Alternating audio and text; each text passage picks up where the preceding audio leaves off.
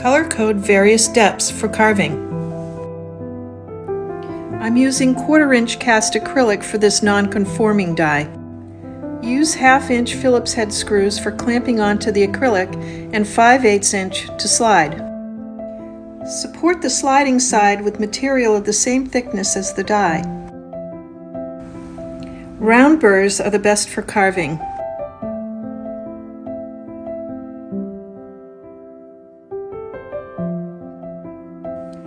Play-Doh works really well to check your progress.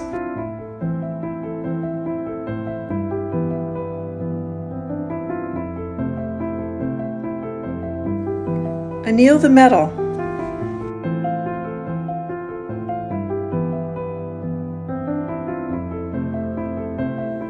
Now it's ready to be formed. I love the depth and detail I get with my Bonnie Doon form box.